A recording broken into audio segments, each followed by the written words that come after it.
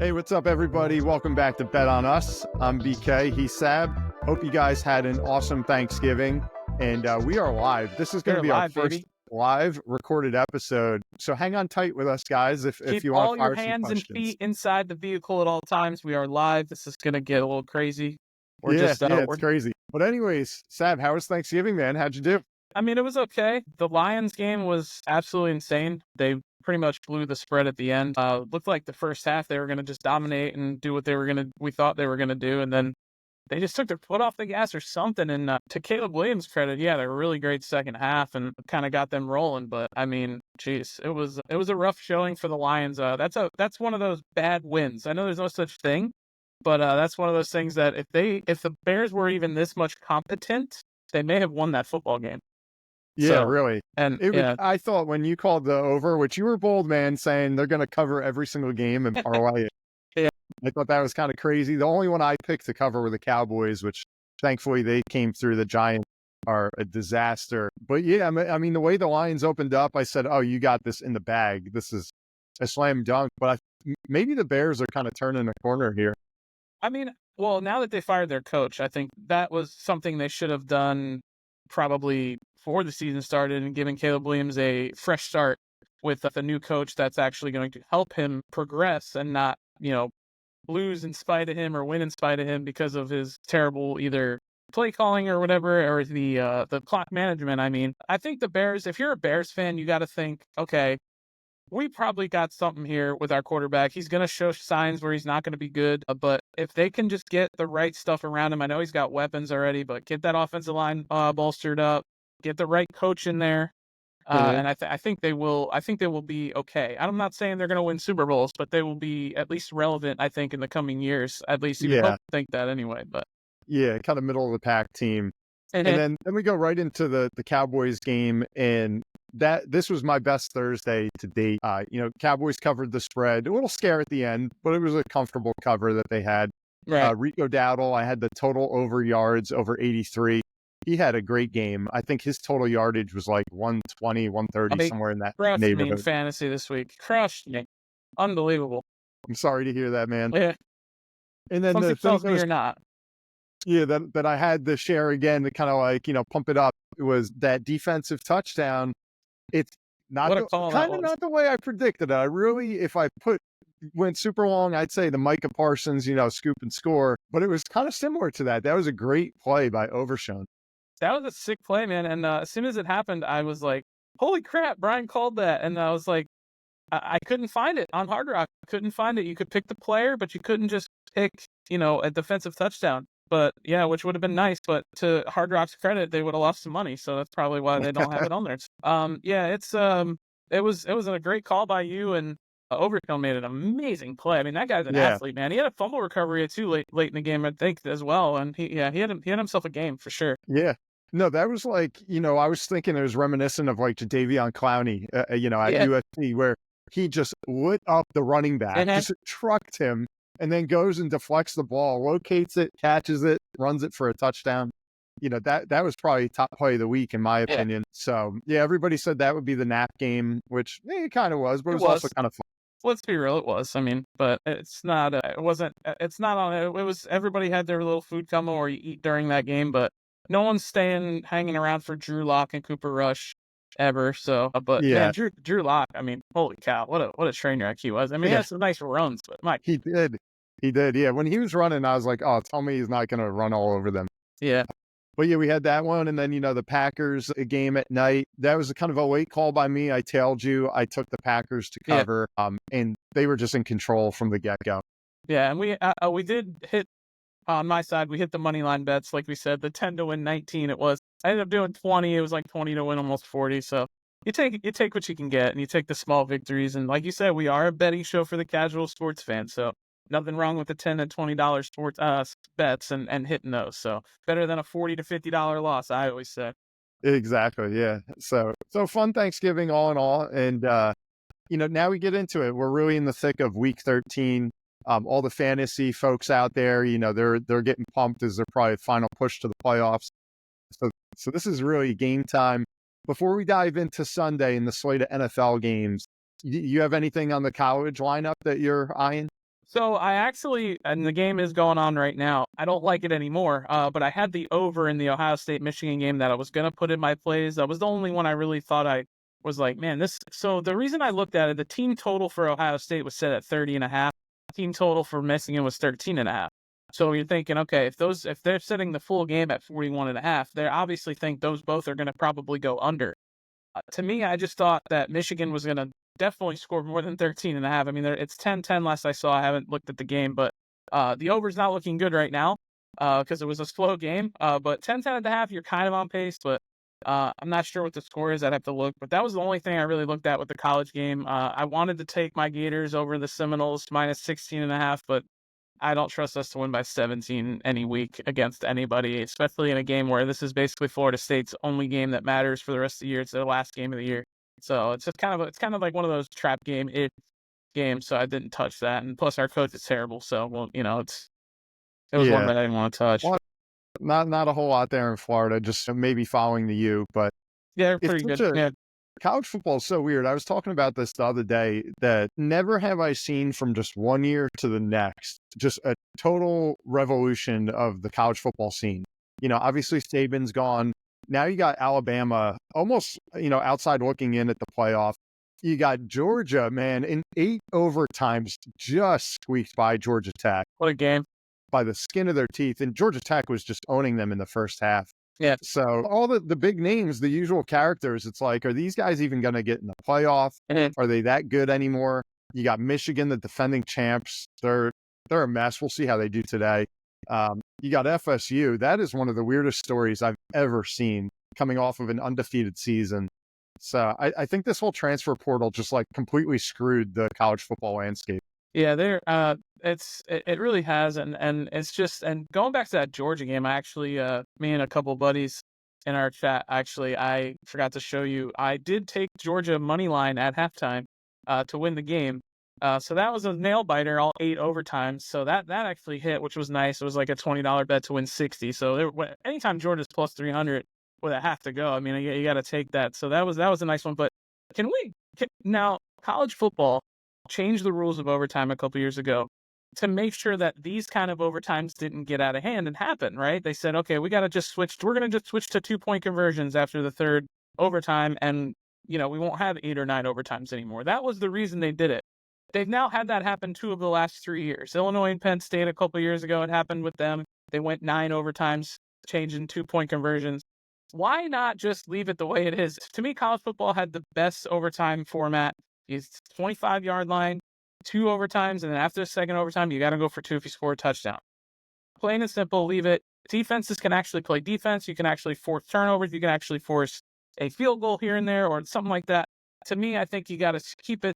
They should have never changed that. The 2-point thing was it was a great game, but it was kind of brutal to watch. It was like, holy crap, will somebody just make a 2-point conversion at this point? Yeah. It was kind of ridiculous, but yeah, great game nonetheless. But I could do without the 2-point conversion swaps Yeah. It's just weird. It's just weird to me. Well, it was funny. I know this was a game that we hadn't talked about leading up to Thanksgiving. That was like a pure NFL episode. But last night, again, I was on the heater from Thursday, feeling good. Georgia Tech, as a Miami fan, I watched Georgia Tech just crush Miami. I said, hey, maybe these guys are like a giant killer. They see the big ranked team, they step up, they have a great game. Georgia Tech went in with plus 17.5. Yeah. And so I was all over that. So I took Georgia Tech plus 17.5.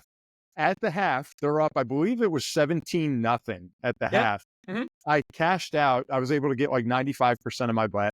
Cashed out, and then I took that, and I, just like you, I put it on the Georgia money line. Beautiful. And then kind of like an idiot, I didn't went into overtime. I didn't want to stay up watching a million overtimes. I cashed out, which, didn't catch it all, but I'm like, whatever, a win's a win. It would still have happened if you went to sleep, by the way. And if the game would have kept going, you could have still won. They could have just let it ride, but hey, whatever, take your money and run. Yeah, get the win while you can. Yeah, that was a hell of a game though. But the 2-point swaps are just, it was brutal. And both teams were passing the whole time. Georgia tries to run one with the quarterback, he gets stuffed, Georgia Tech, and then Georgia's like, hey, wait, we have a running back, let's hand it off, and they finally hand the ball off on a 2-pointer, and they make it and they win. It was like, you stop with all the pass plays. Sometimes a simple run is the way to go, and that's what ended up ultimately winning it for them. But It was crazy that it took 8 overtimes for them to do that, but Yeah, win's a that's win. wild. And they're going to be in the college football playoff again. So, or back in it after missing last year. So, Who do you have right now? I know we'll get to NFL, but who's your pick if you had to? Who's taking it all? man, it's really tough. I mean, I honestly, I would have to look it over. I think Texas can make a run. I think there's like 4 or 5 teams that could win it, not easily, but get on that run. And as long as they get the right matchups, I think Georgia could be that team because they got that stout defense. Carson Beck though is just kind of back and forth. I don't know if he's consistent enough and he's gonna come to play. But I mean, Oregon, yeah, obviously they're number one. They're gonna be number one going into it. I honestly don't know. I can honestly definitively say right now that I really don't have a pick that I'd be confident in. I think it's going to be a hell of a playoff because I think it's everybody's game. Yeah, and there's nobody blowing me away. There's no like just powerhouse Georgia with NFL first rounders up and down the lineup. Alabama is just so different without Saban. I think that was like a seismic shift. And then Miami, like I want to root for them, but I know that they don't have a competitive schedule. Like they're just a wild card going in. So in Oregon, I haven't followed them enough, honestly, to give a fair opinion. So if I had to, I'm probably there with Texas as well. I think that'll kind of lead right into some of the things I want to talk about today. So we'll get to NFL real quick though. Saturday football, rivalry week, got a lot of exciting games happening. I'm going to give one play today for Saturday, and I'm making it a parlay. You guys listening, you can do whatever you want with this. This is a 3-leg parlay for plus 600 odds, which I love. This is long, all right? We got ASU, Arizona State University, -8 versus Arizona. Arizona is struggling mightily. ASU's having an awesome season. I'm taking them to cover as an 8-point favorite. We got Oklahoma, who just crushed Alabama. Oklahoma looking good, playing an LSU team that has struggled all season long. They just can't get it together. I covered last week against LSU. I think we're going to do it again. You got Oklahoma as a 6-point dog versus LSU, even after smoking Alabama. So I will take Oklahoma +6. And then speaking of Texas, who may be my favorite right now for the championship, they're playing Texas A&M. They're a 5-point favorite. I think they can beat A&M by more than 5 points. So to recap, we got ASU to cover -8, Oklahoma +6, and then Texas -5. I like those 3. You parlay them, you got plus 600 odds. And the money's coming in on Texas because that was a -3.5 spread last night. So that wasn't, at least on Hard Rock. And then I looked at it again this morning, went to 4.5, and now it's at 5. So that's coming in hot on Texas. So that's probably, I like Texas a lot in that game. Texas A&M, good team, but I don't think they match up well with Texas personally. Correct. Yeah, I agree with you. And you got anything on your side for college? Nope. That's nothing on college. It was just the Ohio State game. And as I try not to dive into things that I don't know too much about. Not that I'm an NFL expert by any means, but man, college football right now is just so wide open. And I'm just really looking forward to that playoff, man. It's going to be a great playoff. 12 teams, and every game is going to be exciting. I don't think you're going to see many blowouts. I think you're going to see a lot of competitive football played, and they're going to want to go to 16 next year and just go crazy. I think so. Yeah. I think we got to be frank. It's not college football anymore. This is a minor league of sort. It's just an NFL feeder. These guys are already professionals. They are all getting paid handsomely. They can go wherever they want. They can become free agents. Does not matter. Yep. So this is pro football. It's just we don't need the USFL or the XFL. We got a new pro football in college. That's it. Yeah, it's pro football, but they go to class once a week. And that's about it. Maybe if that, maybe once a month. Yeah. So going forward to the NFL, we got our pick'em. Yeah. I got a couple, not really prop bets, but a couple ones I'm very bullish on. What are you looking at tomorrow? Well, so I've got my 4 plays, and I'm kind of doing a little bit of props, one money line game, and then an over. So I'm mixing it up a little bit, but I'm going to start where I usually start the last couple of weeks. It's this guy right here. Okay. Not till Monday night. But for 5 straight weeks, Bo Nix has hit his over in passing yards. And for some strange reason, they still keep it around the same number. I don't know why, but they have. And it's still 220.5 over passing yards for Bo Nix. I feel like that is one of the things lately that's been almost a gimme because he's hit that over, I think now 8 of 10 weeks and 5 in a row. The number was around 213, 214 in weeks like 3 through 6. Now from week 7 on, it's been around 218 to 221. And for some reason, they're just keeping it that way. Even with the 300-yard game against Atlanta, 280-yard games. Give me his Where are they over. playing that one? They are playing at home against the Browns on Monday night. It's supposed to be cold. I don't think it'll be too snowy, so I don't think it'll be affecting the pass game that much. But it's Denver, so you never know. Snow could start like that. So, but I don't think it'll matter. I think Bo Nix goes over 220, 220.5 on Monday. Next is another receiving prop, a guy that's been actually, for him, struggling the last couple weeks. Justin Jefferson. Last week had last 3 weeks he's had under 10 fantasy points. I know that because he's on my fantasy team. But his yards have been hitting too, hurting as well. Over the last 6 weeks, his over on receiving yards has been anywhere from 86 to 82. This week it's down to 79.5. They're playing the Cardinals. Okay, the Cardinals, decent defense. I wouldn't say they're upper echelon. They're about middle of the pack against the pass. Jefferson's at home. I think this is a bounce back week for him. He usually doesn't have 4 bad games in a row. Give me him over 79.5 yards. I think he catches a deep ball in this game. So that should be something that he should hit. So 79.5 yards isn't a lot of yards for him. But like I said, lately he's struggled, so that number's come down. I think this is where he could take advantage of that number.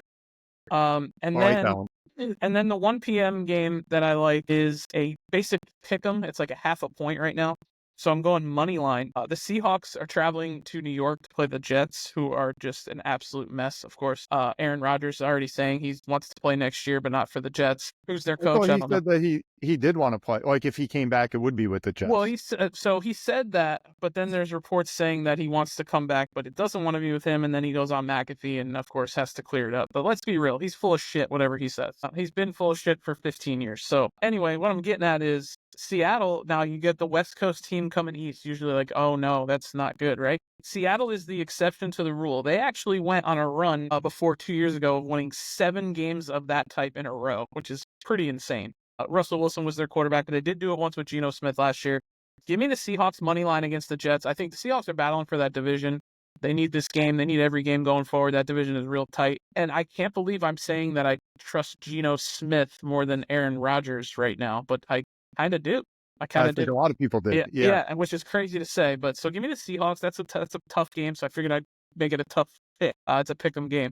And then lastly, and maybe the game of the week, Philly at Baltimore. Oh, yeah, that's baby. A 425 one. That's going to be a great game. At least I hope it is. I think we're going to see a lot of scoring. Over set at 49.5. I'm taking the over on Philly, Baltimore. Baltimore's pass defense obviously got a good D, man. They do. That's the thing. So Philly does have a good D, but Philly's won 7 in a row. Okay, and it's the NFL. This offense of Baltimore's clicking. They scored 30+ last week against the Chargers, who only gave up 17 a game. I think they're gonna score a lot of points. I think Philly's gonna have to keep up with Baltimore's bad pass defense. I think they can exploit that a little bit with AJ Brown. Devontae Smith should be back. So give me the over on 49.5. Okay. So those are my 4 plays. Oh, wow. The viewers and listeners got a lot to pick from there. I'm all over the place this week and try to spread it out a little bit. Makes it fun. If you're a big Sab fan, maybe you just piece them all together and hit the jackpot. Hopefully, yeah. We came very close last week, so let's try and get it this week. Yep. Yeah. So I'll, throughout tomorrow, like as we see more who's healthy, who's not, all that stuff, I'll probably be sharing some props, on the socials. But I'm just going to give you what I'm confident with right now. And these are all just picking money lines or spreads, not really getting into some of the crazy stuff, not getting in the weeds. So the first one I got is you got the Rams playing the Saints. Rams are 2.5-point favorites. I like the Rams. I like Stafford. I like their whole squad. I don't think the Saints are all that good of a team this year. I'll take the Rams to cover -2.5. So you're finally coming to the conclusion with the Rams here, right? Even though they're 5-6. I'm not going there. Yeah. They're still there. Yeah. I'm not by any stretch on the Rams bandwagon here, but I think they match up nice against the Saints. Sure do. Then we got the Texans playing the Jags. The Jags, again, that was a big piece of my fantasy team with Lawrence and ETN. They have just let me down in every way, shape, and form this year. Texans are looking pretty good. I think that Stroud's going to start to pull it together here, maybe make a playoff run. So Texans are just 3.5-point favorites against the Jaguars. I'll take the Texans to cover that. And then to stick one more with a favorite, but this is almost a toss-up, we got the Chargers versus the Falcons. I know the Chargers didn't win last week, but I think Herbert's really coming together. Team looks good by and large, maybe not of that top tier, but versus the Falcons in a pick'em game, give me the Chargers. I'll even take them with the -1. I'm not afraid of that at all. So I got the Rams covering, the Texans covering, and the Chargers covering.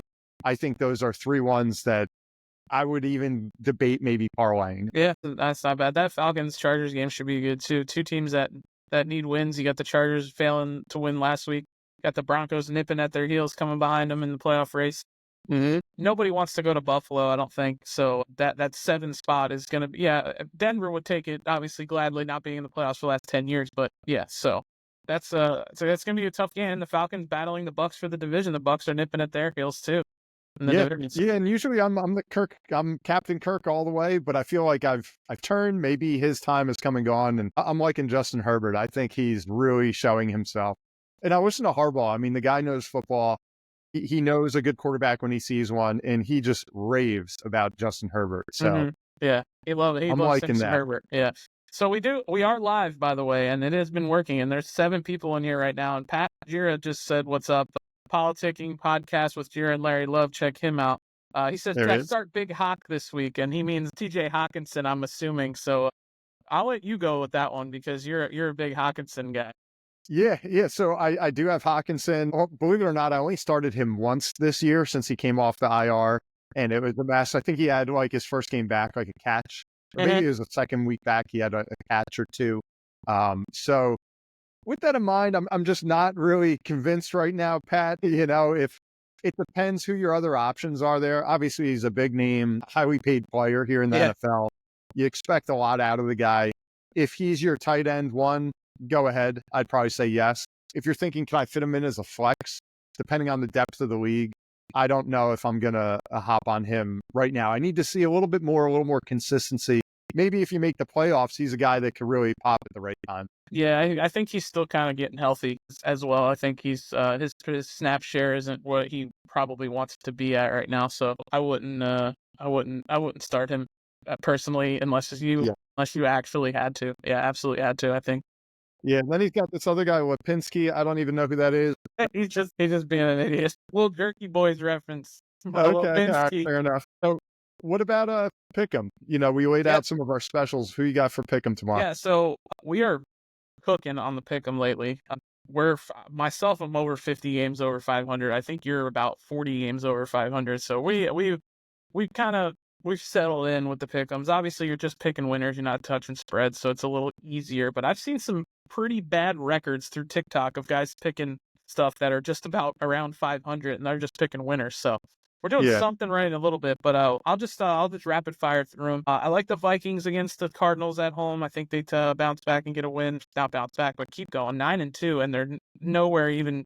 They're 9-2, and no one thinks they're going to win the division. Isn't that crazy? That NFC North is just bonkers. They're going to have 3 11-win teams when it's all said and done. Cardinals are 9-2. No, the Vikings. Did I say Cardinals? I meant the Vikings. I'm sorry. I was going to say, now you're betting against Jefferson? No. I thought I said the Vikings. My bad. No, Vikings are 9-2 and looking to go 10-2 and in the wild card. So good. I like the Texans over the Jags. That's another team that you could take advantage of, I think, with the spread because they've been kind of slacking lately on offense. That -3.5. Not that we're picking the spread here, but I like the Texans to beat the Jags. A little upset pick, only because I kind of want them to win because it helps the Broncos here. So I'm going with my heart here a little bit. Taking the Patriots to beat the Colts at home. I think they upset the Colts, get their probably last signature win of the year before they, go into irrelevancy again for the rest of the year. So give me the Patriots. I like another one I'm picking with my heart here. I want the Falcons to win. I need the Falcons to win. And I love me some Kirk, and I love the Falcons, and I love Bijan Robinson. So give me the Falcons over the Chargers. Falcons coming off a bye, licking their wounds after that rubbing the Broncos gave them a couple weeks ago. Give me the Falcons. I think they bounce back. They need this win big, even bigger, even more than the Chargers, really. Because the Falcons are in danger of losing a couple and being completely out of the playoff race because of how tight the division is. So they got to win this game. Bengals actually a favorite at home, with the Steelers being a much better 4 games better than them. I like the Bengals. I think that's right. I think the Bengals are playing for their lives as well. I think the Steelers are going to start reeling a little bit while Baltimore does this. I think the Steelers are going to start doing this. Give me the Bengals to win a close one. Seahawks going to the Jets. I like the Seahawks. Like I said before, Commanders, Titans. I mean, if the Commanders lose that, then Jaden Daniels loses Offensive Player of the Year, and we'll just give it to this guy behind me. Give me the Rams, obviously. I like the Rams against the Saints. I like the Bucs against the Panthers. That's another easy one. Tough one for me to pick here was the Ravens, Eagles. I like the Ravens. I think the Ravens get it done at home. I think Wow. they I'm just going to intervene here and tell everybody we have never gone further apart on this show. This is going to be good. This is continue, gonna be good. Continue. Excellent. Okay, so give me the Ravens. And then the Bills on Sunday Night Football. It's going to be snowing. It's going to be cold as shit. Brock Purdy's coming back with that shoulder. Give me the Bills. That's a bad spot for the Niners. The Niners don't look good at all. But we've been surprised before. We'll see. CMC just doesn't look like his old self. And then, of course, Monday Night Football. It's going to be a fun one. Taking the Broncos, obviously. They got to win this game. They're playing the 3-8 Browns. I think the Browns are going to give them a game, though, I think, at first. But give me the Broncos. Yeah. I mean, Winston, he's a wild card. And in that defense, and Myles Garrett, they always come to play. So they're that sleeper where it's like, they should win, but they're just always a little scary, In blackjack, they're going against, when the dealer shows a 2, and it's like, oh my gosh. Yeah. You hate to see 2s, even when you shouldn't lose to it. But exactly. So anyways, I'll give you my pick 'em real quick. And like I said, get ready, guys, because I'm pretty sure we're going in opposing directions here. All right, I got the Patriots beating the Colts. I'll take the Bengals beating the Steelers. I got, like I said earlier, the Chargers beating the Falcons. Seahawks beating the Jets. Texans beating the Jags. Vikings over the Cardinals. Commanders to beat the Titans. Bucs over Panthers. Rams over Saints. Eagles over Ravens. Bills over Niners, and Broncos over the Browns. And as I just went through that, I don't think we're as different as I thought. You do this every time. You're like, oh my God, we're so different. We're so different. 2 different games.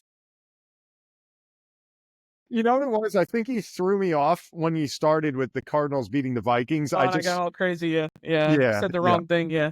It happens. Yeah, just the Falcons, Chargers are different, and then the Ravens, Eagles. But yeah, I mean those are 2 big games. But yeah, I mean, you're not catching me if we're only two apart like this. It's gonna be tough. Yeah.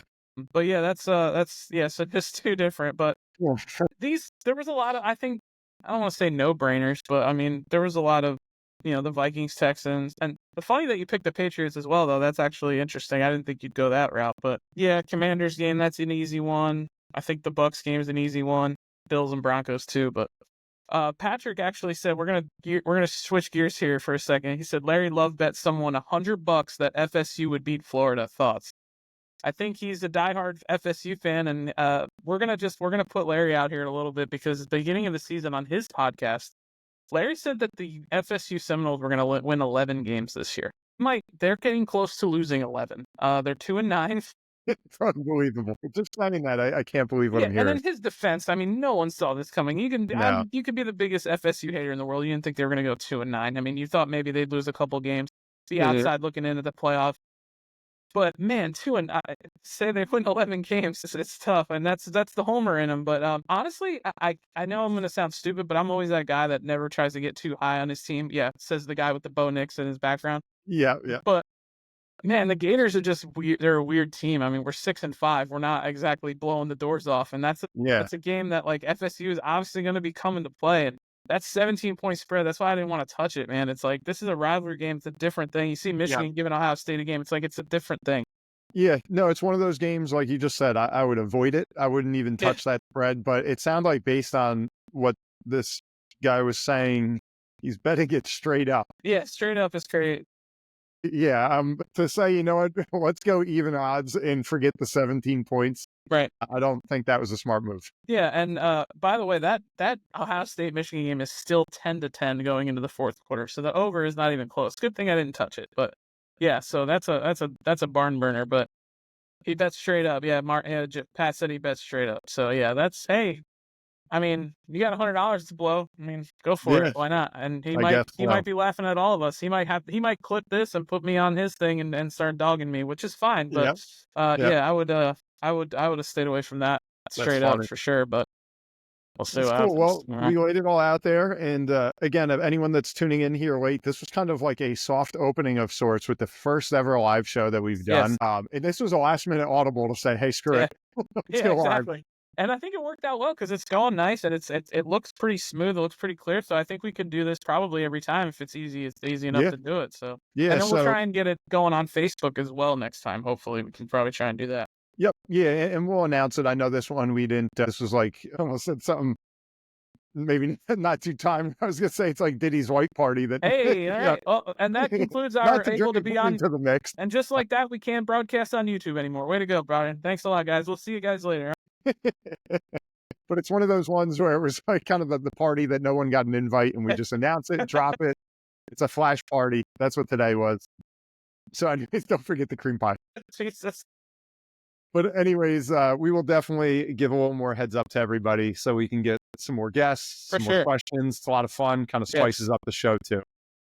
And we definitely want to, in the future, add people to the live stream if we can, if we're able to do that. I know that'll be a Brian thing because he's the mastermind of all this. Let's not say mastermind, but well, in comparison to me, I think you got it. Fair enough. Fair enough. All I do is be able to put picks behind me, so that's about it. That's all I got. But that's all I'm here for. All right, guys. Well, thanks for tuning in. Another episode of Bet on Us. We're gonna put all our picks and the pick 'em, the specials, the whole nine in the show notes, like we always do. And keep on tuning in. Spread the good word. Subscribe, like. We're gonna see you this week as we recap week 13 of the NFL season. Is about to be in the books. See you next time. See you guys.